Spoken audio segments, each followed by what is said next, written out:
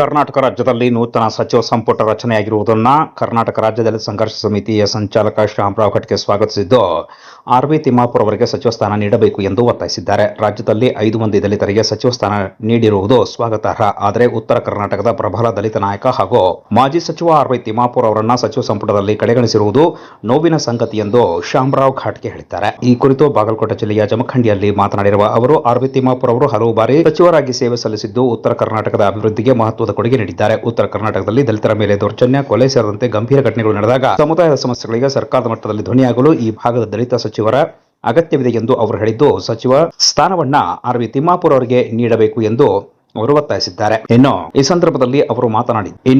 ಸಂದರ್ಭದಲ್ಲಿ ಮುಖಂಡರಾದ ಭೀಮ್ಶಿ ನಡುವಿನಮನಿ, ಮಹೇಶ್ ಕೋಳಿ, ರಮೇಶ್ ಪೂಜಾರಿ, ಪರಶುರಾಮ್ ಮಾಂಗ್, ನದೀಂ ಗೊಠೆ, ಅಬೂಬಕ್ಕರ್ ಕುರ್ಚಿ ಸೇರಿದಂತೆ ಇತರರು ಉಪಸ್ಥಿತರಿದ್ದರು. ಕರ್ನಾಟಕ ರಾಜ್ಯದಲ್ಲಿ ನಮ್ಮ ಜನಪ್ರಿಯ ಮುಖ್ಯಮಂತ್ರಿಗಳಾದಂಥ ಸನ್ಮಾನ್ಯ ಶ್ರೀ ಡಿ.ಕೆ. ಶಿವಕುಮಾರ್ ಸಾಹೇಬರ ನೇತೃತ್ವದಲ್ಲಿ ಸಂಪೂರ್ಣವಾದಂಥ ಸಚಿವ ಸಂಪುಟ ಆಯ್ಕೆಯಾಗಿದ್ದು ಭಾಳಷ್ಟು ಸಂತೋಷದ ವಿಷಯ. ಆದರೂ ಕೂಡ ಅದರಲ್ಲಿ ನಮ್ಮದೊಂದು ಮನವಿ, ಇವತ್ತು ರಾಜ್ಯದಲ್ಲಿ ಸುಮಾರು 5 ಜನ ದಲಿತ ಮಂತ್ರಿಗಳಿದ್ದಾರೆ. ಅದನ್ನು ನಾನು ಸ್ವಾಗತ ಮಾಡ್ತಾ ಇದ್ದೇನೆ. ಕಾಂಗ್ರೆಸ್ ಪಕ್ಷದ ವತಿಯಿಂದನೂ, ಕಾಂಗ್ರೆಸ್ ಪಕ್ಷದ ಪರವಾಗಿಯೂ ಹಾಗೂ ಒಬ್ಬ ದಲಿತ ಮುಖಂಡನಾಗಿ ನಾನು ಅದನ್ನು ಸ್ವಾಗತ ಮಾಡ್ತೇನೆ. ಅದರ ಜೊತೆಯಲ್ಲಿ ಉತ್ತರ ಕರ್ನಾಟಕದಲ್ಲಿ ಆರ್.ಬಿ. ತಿಮ್ಮಾಪುರ್ ಅವರು ಅತ್ಯಂತ ಪ್ರಬಲ ಎಡಗೈಯ ಒಬ್ಬ ನಾಯಕರು. ಸುಮಾರು 3-4 ಬಾರಿ ಅವರು ಸಚಿವರಾಗಿ ಸಾಕಷ್ಟು ಒಳ್ಳೆಯ ಕೆಲಸಗಳನ್ನು, ಅಭಿವೃದ್ಧಿ ಕೆಲಸಗಳನ್ನು ಅವರು ಮಾಡಿದ್ದಾರೆ. ಅವರನ್ನು ಪಕ್ಷದಲ್ಲಿ ಕಡೆಗಣಿಸಿರುವುದು ಒಂದು ನೋವಿನ ಸಂಗತಿ, ನೋವಿನ ವಿಚಾರ.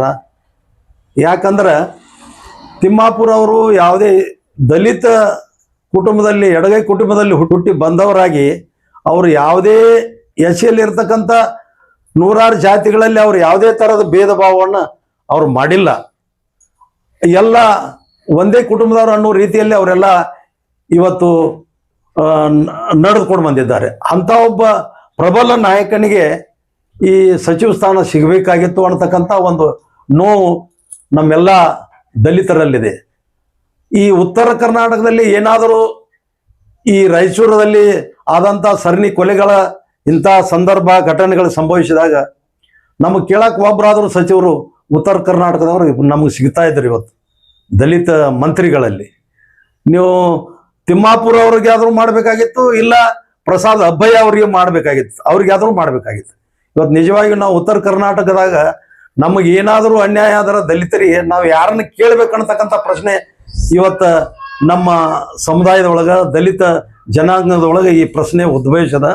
ಆದ್ದರಿಂದ ಮಾನ್ಯ ಮುಖ್ಯಮಂತ್ರಿಗಳು ಈಗಲಾದರೂ ಕೂಡ ಈ ಒಳ ಮೀಸಲಾತಿ ವರ್ಗೀಕರಣದ ಪ್ರಕಾರ ನಮ್ಮ ಜನಸಂಖ್ಯೆಗೆ ಅನುಗುಣವಾಗಿ ನಮಗೂ ಕೂಡ 3 ಸಚಿವ ಸ್ಥಾನ ಸಿಗಬೇಕು.